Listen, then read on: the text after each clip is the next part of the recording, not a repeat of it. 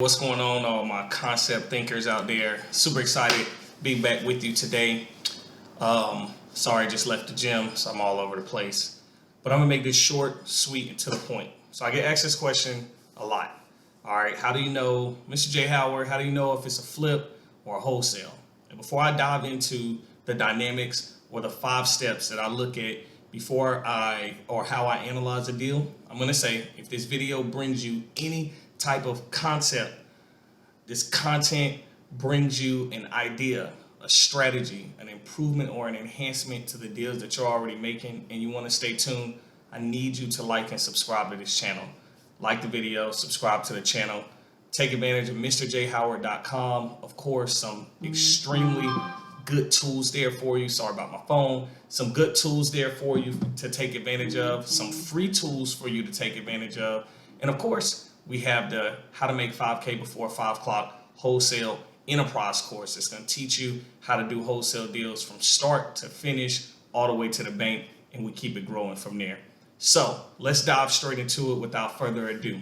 All right, Mr. J. Howard, how do you know if it's a flip or a wholesale deal? How to know when to pass on a deal? How to know when to take the leap and take the risk and put all your, we're not going to say eggs in a basket because that's never really a good idea. But here's the things that I do to analyze if it's a flip or a wholesale. So if I come across a distressed property and I've been working strategy and discussing things with the owner, right? And I want to know if it's a good deal or something that I want to go ahead and get into. Here's what I'm going to analyze. So first things first, I'm going to look at the comps. I want to understand the comps, right? Are the comps supporting an extreme profit margin or is it supporting a thin profit margin? What's going on in the area, right? Is it 3-bedroom, 2 baths that are hot right now? Is it 2-bedroom, 2 baths, 2-2 or 2-1? I want to look at that strategy, see what the comps are, and then I want to take a look at this deal and see if it's workable. Is there a ton of walls I'm going to have to move in this house to make it similar or comparable to what other comps are selling out there, right? Is there a certain layout that's more popular and there's a lot of walls that I have to move to make this house similar? Are the finishes comparable, right? Is there enough money that I could be able to squeeze into the rehab budget to be able to fit into a rehab? And if I don't want to take that risk because the margin is too thin, I'm absolutely going to take advantage of a wholesale. And that always doesn't have to be a bad thing. It could also be that the wholesale market is moving a lot stronger, right? So you have to take step number 2, right, that I think about, all right? Step number 2 is it has to match my business model. Right, I'm looking at all kind of things when I'm analyzing these deals, right? But my business model is in certain areas, I want to be in and out in 60 to 90 days, right? Then it also depends on the season, right? I'm going to tell you guys because I have them right now. Try to build in or rehab or wholesale and stay away from the December timeframe if you're rehabbing, all right? Because not a ton of people buy houses for Christmas, all right?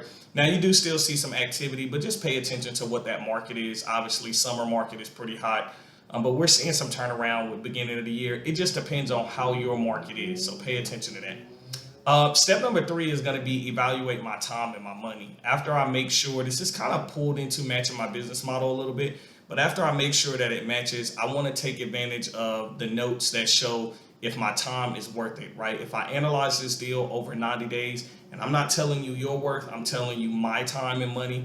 But if the profit margin is only, let's say 15,000, I'm worth a little bit more than 5,000 per month, all right? And I'm not saying that to be big-headed or anything. I'm specifically speaking to the time value that I put into this project. So if it's not worth, what you feel is a decent salary per month to put the time into or to be rewarded at the end, because remember, we get paid when the house sells, whether it's a wholesale deal or rehab, then you want to make sure that you're paying attention to that evaluation of time and money. All right. So that's 3. Step number 4 is going to be the heat of the market. All right. We kind of talked about this in step 1, understanding your comps, but understand that the heat of the market is going to be significantly important, right? What I'm looking at is some of my wholesale brothers and sisters and teams, and I'm seeing, how hot these wholesale deals are going in this zip code already. If they're hot like fire, I want to jump in on that, especially if the profit margins are extremely good, right? I'm talking $25,000, $30,000 profit margin spreads on a deal. I want to take advantage of it, even 15 or 20,000. All right. So I'm seeing, understanding that means that investors are pretty well interested in that area. They're invested in the area, right? And if you've taken my course, you know that's some of the language that we use on these calls. But we'll get more to that later. Hit the link in the bio. So make sure that you take advantage of understanding the heat of your market. If the heat of your market is saying it's hot for a flip, take advantage of the flip. Again, understand your time and money. And if it's saying it's hotter for a wholesale, you just got to put that research time in. And the last thing, step number 5, that I go through when I'm evaluating whether it is a flip or a wholesale is going to be contractor confidence.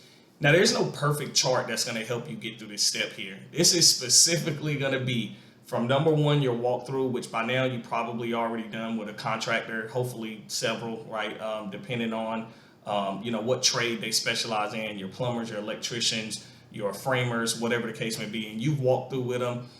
If you've gotten a little bit good at this and you can analyze the numbers without a contractor, perfect. I don't always take my contractor. I try to take a contractor with me when I'm going to look at a deal, but it doesn't always happen. And I've done several deals, so I feel pretty good about my numbers and presenting, the numbers to them to ask them, will they accept, my offering for as a quote or a proposal to take on the job. So your contractor confidence goes a little bit beyond money though, right? So understanding that your contractor, you do want to make sure that the numbers match for whatever the expense is that they're going to charge you, but also take advantage of the fact that they have a schedule too, right?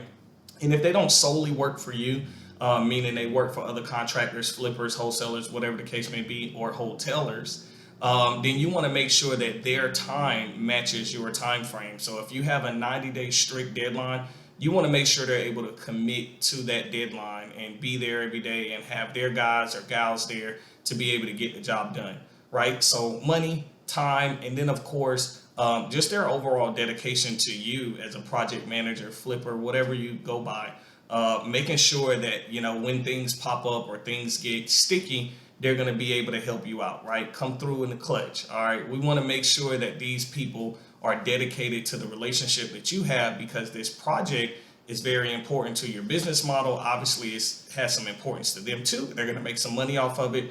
And then you have this dangling thing called a deadline, right? Especially if you're using hard money, interest payments, all right? Even if you're using your own money, you want to get in and out of these deals as quick and as reasonable as possible.